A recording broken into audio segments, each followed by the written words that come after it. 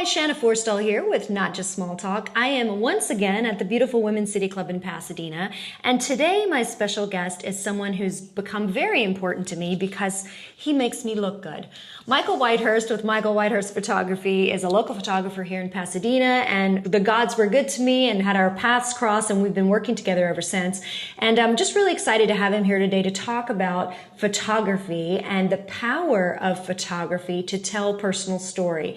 So get ready, because this is going to be a fun podcast. He is not only a talented photographer, but he's a wonderful human, and I can't wait for you to meet him. Again, Shanna Forrestall with Not Just Small Talk. My guest today, Michael Whitehurst of Michael Whitehurst Photography. I'll be right back.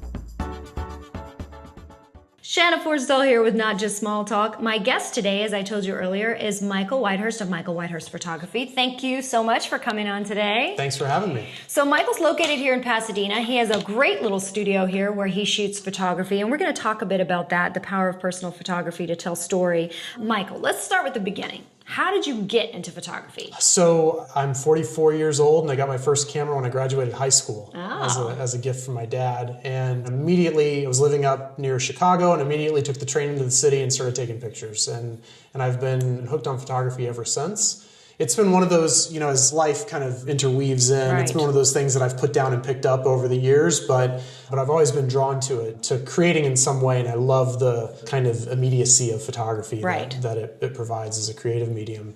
And then last year, I left the corporate world and decided to start pursuing photography as a career, and that's where I'm at now. And so he set up shop right here in Pasadena. If you're in Pasadena area or if you're in the LA area, he has a wonderful space over there.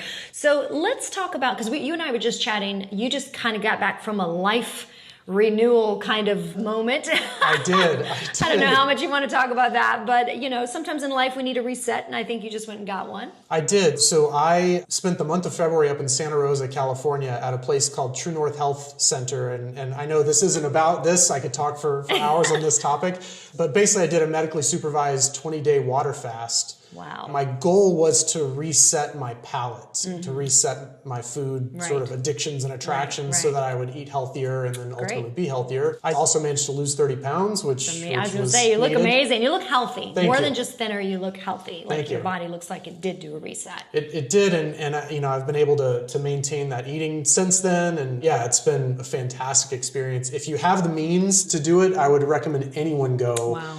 And what's fascinating about this place is there are people there that are just trying to make healthier choices and using it as a jumping off point. I met a gentleman there with prostate cancer who was recently diagnosed and was choosing to try to attack it through diet and lifestyle first before he went down the chemo, radiation, that road, which is really destructive to the body. And then people with heart disease and autoimmune disorders and inflammatory diseases and things that were there trying to heal themselves at this place. Awesome. So now, do you feel like this had a mental impact as well? I would imagine doing something like this is difficult. It did. So, 20 days without food, with nothing but water, is not as hard as it sounds, actually. It's a lot tougher going in, but after a few days, you're not hungry anymore, then you're just bored. Wow. But one of the things that I didn't expect, but I did have happen, was I did have kind of some moments of mental clarity, and I'd been struggling, trying to figure out exactly where I wanted to take my photography. Right. And right now, I'm not interested in the large-scale commercial type photography. As a business, that's a great opportunity to earn a really nice living and stuff, but there's a lot of, in the corporate world, I did a lot of large-scale things, and so I didn't want to do that. I wanted to connect with people. Right. And I think it's hard to connect with people when you're zooming in and out of a set with 30 other people around, and the talent rocks in for their 5-minute shoot, clickety-click, and then they're off, and you don't even really get a chance to know them a bit. And so I really decided to hone in on headshot and portrait photography. Great. On those two specific medium. And they're different in that, headshots usually trying to sell that person to someone who wants to buy their services, whether they're an actor or a realtor or whatever. And then the portrait stuff is an opportunity to get a little bit more creative. Which we've done some stuff together. We have. And we've had a lot of fun. We definitely have. Yeah. And so let's explain that to people, because I think, people understand the concept of headshots, especially if they're in the industry or they're in a business where they have to have a professional headshot. Yeah. They understand that. But let's talk about creative portraiture, because I think a lot of people don't take advantage of that, and they should, and they could. And, guys, this is the stuff you create for your husband or your wife or for yourself or for your kids, or to celebrate a point in your life that's really special, or maybe to celebrate a part of your personality that you haven't highlighted. So let's talk about what that might look like. Yeah, to me, the ultimate goal of a creative portrait session is to end up with a physical piece of art that you can hang on your wall. Because to go through the time of taking the photos, editing them, getting it all put together, and even for you as Shanna, as you've come to the studio, we've spent hours in the studio trying different looks out, experimenting with lights, doing things to try to capture some of the images that we've captured. And really, that should be the goal, is to have that thing you can hang on the wall. Because if you take the time to make a creative portrait, you don't want to just post it on Instagram and forget about it a week later. No, you'd like to be reminded of it when you walk out of the bathroom at home and there it is hanging in the hall, and you're like, oh yeah, that was that really fun session where we made this really cool image. And I think it can take different forms. You and I have done some really creative stuff. We did a shoot that was inspired by Sweeney Todd, that was so fun. which was a lot of fun. For Halloween, of course. For Halloween. And the images were amazing. I was editing my portfolio yesterday, and I was looking at those images again, and I was like, oh, that was such a good shoot. So, we can get really creative and conceptual, if you will, in that direction. But I also shot with another actor recently, and we did some more low-key portraits. They were the kind of thing you might expect to see in Vanity Fair when they're doing a profile of an actor or something, right? Where it was just sort of a simple gray background. She was sitting on a stool and posed in a certain way, and just got this really great moment where she was relaxed. And it's the kind of portrait, if she was related to me, I'd be happy to hang it up on the wall and enjoy it for years to come. And portraits like that can become legacy. I mean, I know if I go to, especially older people, we used to do that. We used to get pictures blown up and put on the wall, and they became art, and they became kind of a representation of your family's history. Yeah. We're not doing that as much anymore, and there's something being lost in that, because we are, we're putting everything on a hard drive or whatever on Facebook, and then it's just disappearing. So I think you have a really good point. When you go through the work of doing a shoot like that, where you have prep and you might put a special wardrobe together, or come in with props like I do, bring knives, or I don't know, whatever you want to shoot with. Or a makeup artist. Yeah. Exactly. When you go through the work of creating something really special, it's wonderful to have it to showcase. I know all my creative friends understand this. They are excited just hearing this. Their mind's going nuts. They're like, oh, I could be a frog. I could be this. But let's talk to non-creatives for a second. I don't want people to feel intimidated, because I think sometimes people think, well, Shanna, you're an actress, so you can do photo shoots like that. But I think anybody can do photo shoots like that. Absolutely. If the 80s was your era and you want to do an 80s photo shoot just for fun, you can show up and do that. Absolutely. If you want to do something that, like you said, looks like it came out of a big magazine and it's a spread and it makes them look fantastic, or captures a particular point in their life, when someone turns 50, for example, or 40, or 20. There are moments in our life that I think we should encapsulate, and I think it's good to catch who you are in that moment, to remember that transition.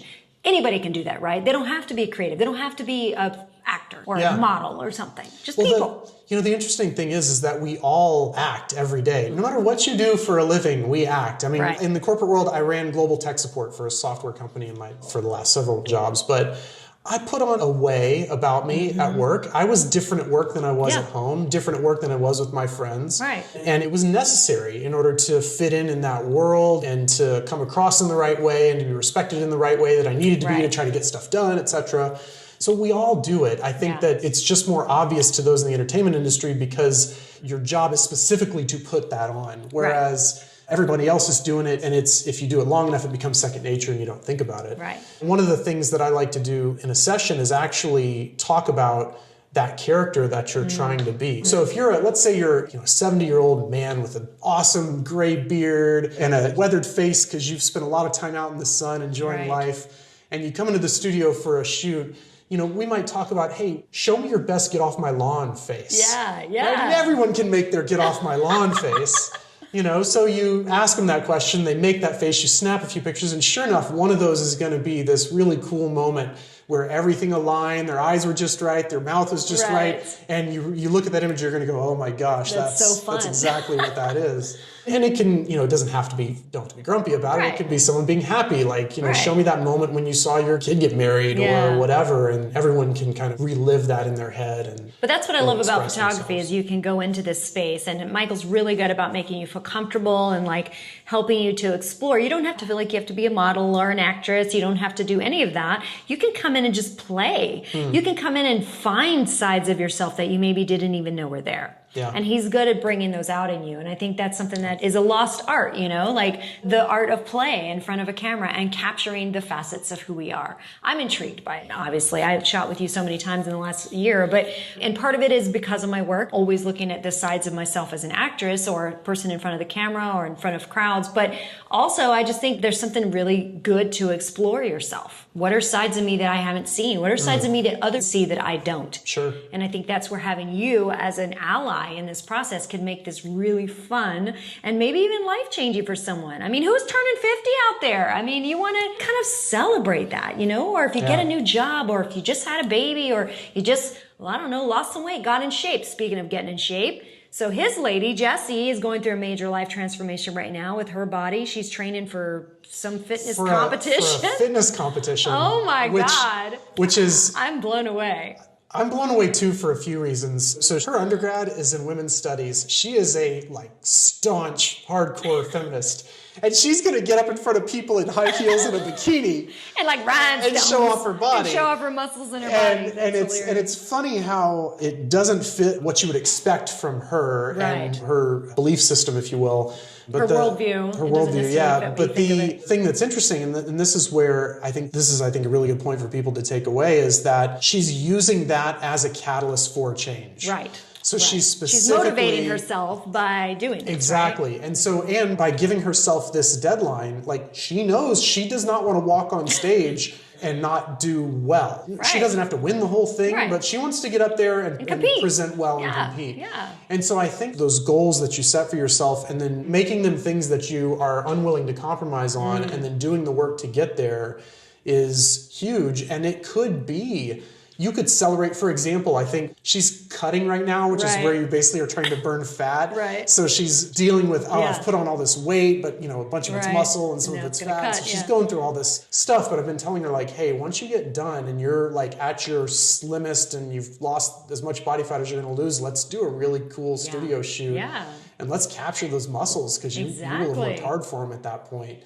So using photography as a way to capture that place that you are at in your life or that place that you arrive in your life. So maybe you're not there yet, but you're planning to get there in the near future, I think is a possibility. And, we all have these phones in our pockets with really great cameras on them, and we take tons of selfies or pictures with friends or whatever. And those pictures are great for remembering where we were at that moment in time, but they rarely produce something that you want to hang on your wall. And I think there's a difference in remembering where you were and remembering who you were. Yeah. And that's what I love about portrait photography. And that's why I try to do it regularly, because I find when I look back, different shoots that I've done twice, when I've gone through major breakups and my heart was just crushed, I right away called photographers that I knew and said, can we do a shoot? And there was something about the process of laying myself bare in that place and encapsulating it that when I look at it now, one, I remember where I was, but I'm so proud of myself because I see the barrenness that was there, and then I see the growth that happened because of it. And I knew, I was in 1 year, when I look back at these photos, I'm going to be a different woman. If I survive this, I will be stronger. I will be smarter. I will be in a better place. And I did, and now I have that to look back at, and I'm really grateful for that. And then I always, once I feel like I've taken a turn in a positive way, learned something new about myself, or turned 40s, or, something like that, I try to also celebrate. So it's not, I capture bad times and good times. I believe in it just for capturing who am I in that moment, in that space, in that world, and then what can I do to continue to grow and evolve. So creative portraiture like this is something I think people should keep doing throughout their lifetime, not just once. And I see a lot of people that get family pictures done and it's oh, here we are smiling, pretending we like each other. Well, that's okay, but to me that's really boring. And it's if you put that on your wall, it's that could be any family, faking a smile and sitting that way, right? But when you start to get into creative portraiture like you do, and we start to catch personalities, that's different. Who are they? Not just where are they? Yeah, those family pictures capture where they are, right? That's this moment in time. It's we're on the beach, all wearing matching white shirts. Isn't that cute? Yeah.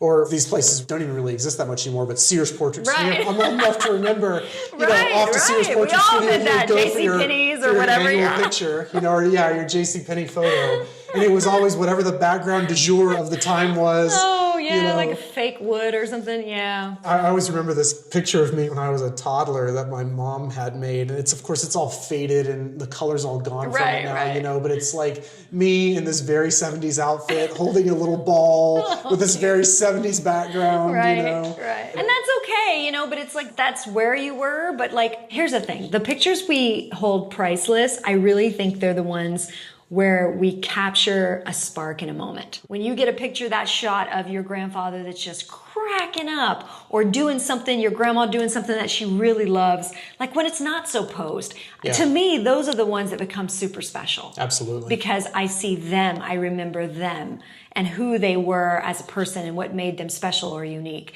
That's so much more valuable than just like some posed, I'm with you. And in my opinion, these days, if you just want to, hey, the family's all together, use your Set up your smartphone, iPhone. Yeah, exactly. take a picture, you've captured that moment, Hey, we you were have here. it there Yeah. forever. Yeah, exactly. And if you want to print it at Costco for $2 for an 8x10 and put it on the wall and done, right? Actually, you can print up to you can print pretty big at Costco for cheap. For snapshots and stuff, I love Costco for printing, but if you want to your point, if you want to actually make a portrait and capture more about who you were at that moment in time, that's where it's, I think, really interesting to imagine if you just have hobbies. I've had hobbies over the years. There's a period of time I was really into woodworking. I wish I had some photographs of me in my little garage shop working, and I didn't. My ex at the time didn't take any. I didn't think to take any. And so I just have these memories of it, but I don't really have any sort of photographic proof of me enjoying myself out there with tools in my workbench. And in life we change. So, just because it was a hobby 10 years ago, as we age, our interests change, our skills change. Like maybe you won't be able to play basketball in 10 years, but you want to remember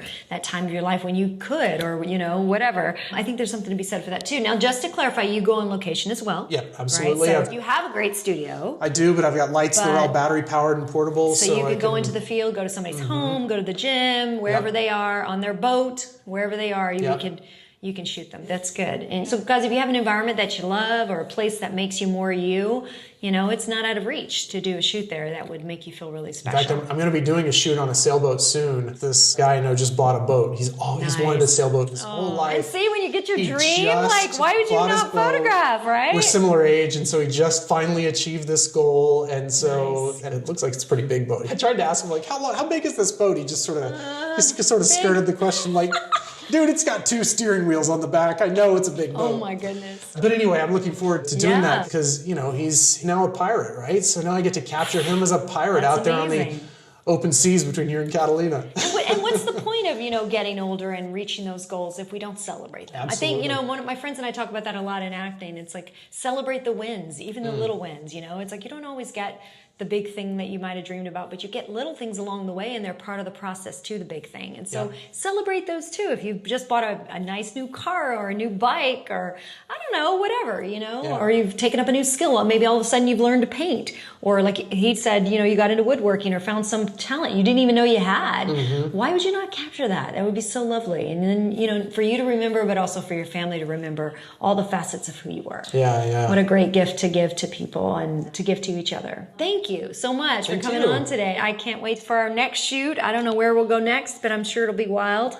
Absolutely. And I've referred a lot of people to Michael, and they've all been happy. He is very good at making people feel comfortable in their own skin and celebrating the uniqueness that is you. So the power of personal photography, you want to tap into that. And remember, capture yourself, celebrate your family and the ones you love. And it's so easy to do right here in Pasadena with Michael Whitehurst of Michael Whitehurst Photography.